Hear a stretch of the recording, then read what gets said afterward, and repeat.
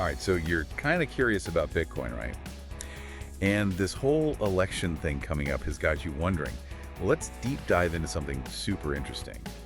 Bitcoin has this habit of getting a little price jump after those US elections wrap up. It's kind of wild. It really is fascinating to see, almost like it's been saving up energy. Exactly. Like it's been waiting for its moment. We're going to look back at Bitcoin's past election year, I don't know, like dance moves. And trust me, some of them have been real showstoppers. But 2024, it's already looking different. So is this like a coincidence or is there something more going on here? Joining me to break it all down is expert speaker title. Hi there. Who can spot a financial trend from a mile away, I swear? So is there really such a thing as a Bitcoin election pump? You know, it is captivating to look back and see how this pattern has played out over several elections, even as Bitcoin itself has totally transformed, From this digital novelty to a more established asset, it's really quite fascinating. Oh, absolutely. And honestly, Bitcoin in 2012 feels like a lifetime ago. Right. Tiny, unknown, almost like cute. But our sources tell us that cuteness masked some serious potential, especially after Obama's re-election. Yeah, and back in 2012, Bitcoin was very much in its infancy, trading for around $11 where Obama won his second term. It wasn't exactly making front-page news, but what happened next really set the stage. Bitcoin's first halving. Okay, so for anyone who's new to this whole Bitcoin thing, break down what a halving actually is. So essentially, every 4 years, the rate at which new Bitcoins are created gets cut in half. It's basically a pre-programmed supply shock. It's like someone hitting the brakes on Bitcoin production. Exactly. And that 2012 halving, well, let's just say it was the quiet before a very big storm. A storm that saw Bitcoin jump 100x in value in just 1 year. That's insane. Yeah, it was quite something. Okay, so 2012, we've got a halving, an Obama win, and then boom, Bitcoin takes off. But wait, because 2016, that told a slightly different story, didn't it? It did.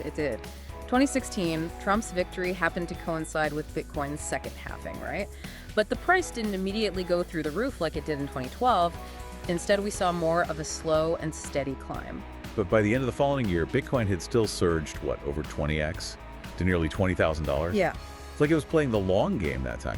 Then, of course, we have 2020, and then, 2020 was its own beast entirely.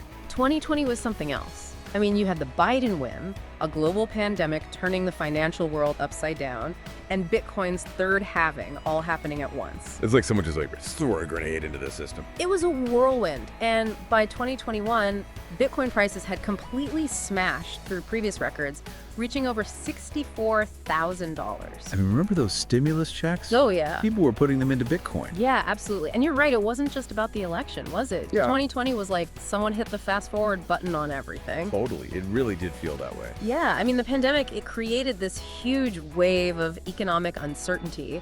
And central banks, like the Federal Reserve in the US, they were basically fighting back with, quantitative easing, or QE, essentially injecting trillions of dollars into the economy, trying to just keep things afloat, Right. It was like they were trying to put out a fire with gasoline. I remember it feeling like the world had just gone a little bit crazy. It really did. And in that environment, Bitcoin started to look really attractive to some investors. You see, unlike the US dollar, which the government can print more of, Bitcoin's supply is strictly limited, right? Remember that halving we talked about. Right. So that, combined with its decentralized nature, no single government or institution controls it, it started to be seen as this safe haven for people worried about inflation and the stability of traditional markets, which, let's face it, at that point, Yeah, it was shaky. it was very, very shaky. So even though we see this kind of tendency for Bitcoin to have these price surges after US elections, it seems as there's always more to the story, right? Like it's not just as simple as that. Oh, absolutely. It's like a puzzle, isn't it? Where all the pieces kind of influence the others. Okay, so deep divers.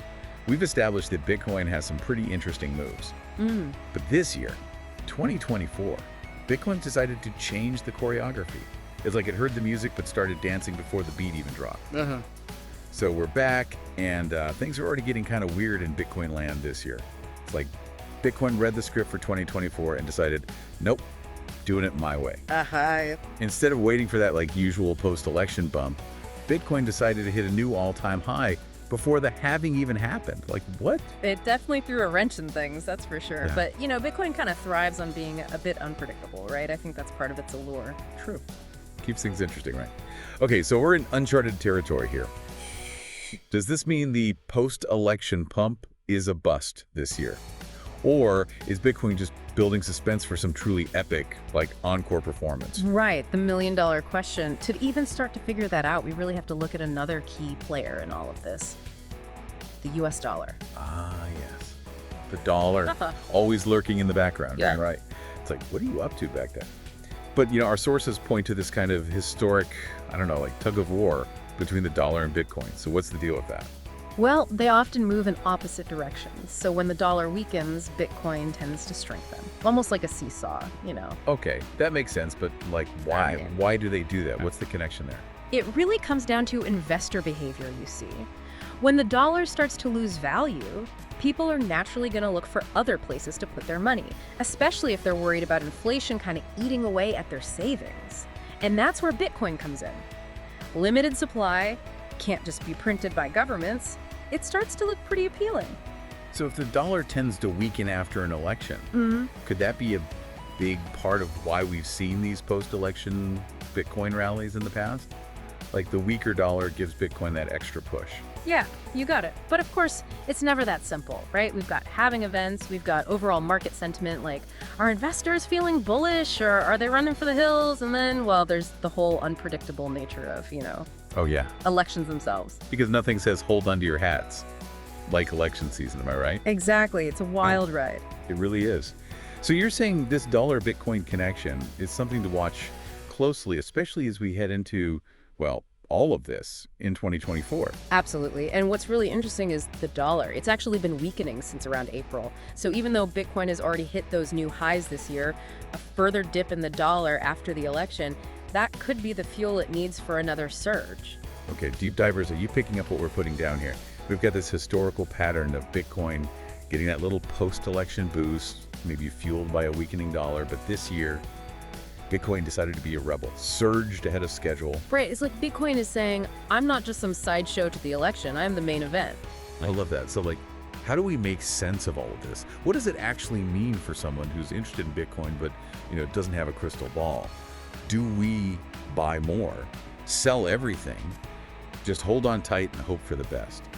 Okay, deep divers. So we've covered a lot today. Bitcoin's history with U.S. elections, those halvings, the dollar's influence. I mean, it's a lot. It really is. But honestly, that's what makes it so fascinating, right? It's true. It's like a puzzle, but with like real-world consequences. Yeah, exactly. And like any good puzzle, it requires careful observation, a bit of deduction, maybe even a tolerance for a little risk. A little bit of risk. I Yeah. like it. So for those of us who aren't like, financial experts, what are the key takeaways here? What have we learned that can actually help us navigate this whole crazy Bitcoin election landscape?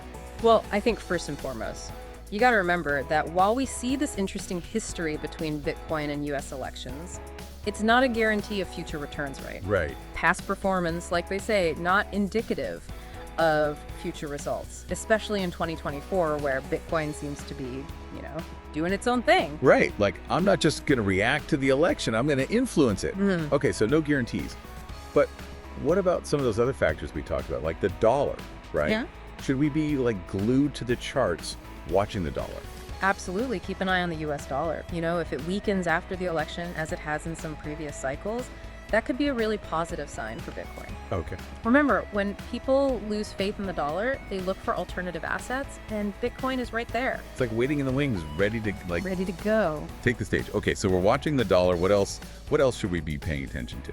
Definitely pay attention to just the overall mood of the market. Like, is there a lot of fear? Is there a lot of greed? Uncertainty? Bitcoin tends to react pretty strongly to those broader market sentiments. Because it's still kind of the new kid on the block, right? So any whiff of uncertainty and people get a little spooked. Exactly. And then you layer on top if those, October surprises, Oh yes. those unexpected events that always seem to pop up during election season. Election season comes with its own like built-in drama. It really does. It really does. And don't forget, we're talking about global markets here. Anything happening on the world stage, whether it's some kind of economic crisis or geopolitical tensions, all of those things can influence Bitcoin's trajectory. I mean, remember how the pandemic, right, in 2020, that sent shockwaves through the entire system. Yeah, it was wild. It was completely unprecedented. So Bitcoin is connected to all of it, you're saying? Yeah, it's all interconnected in this big web. Big, tangled, messy web. Exactly. Okay, so we've got halvings, elections, dollar movements, global events. I mean, it's a lot to keep track of, but that's what makes it so exciting. It's constantly evolving. It absolutely is. It's dynamic, it's engaging. The key is to stay curious, keep learning, and never stop asking questions, right? Couldn't have said it better myself. Amazing. Well, huge thanks to our expert for helping us make sense of the wild world of Bitcoin and elections. Happy to be here. And to all you deep divers out there, remember, knowledge is power, right? So the more you understand how these forces all interact, the better equipped you'll be to navigate the exciting, let's face it, often unpredictable world of Bitcoin. Until next time, keep exploring.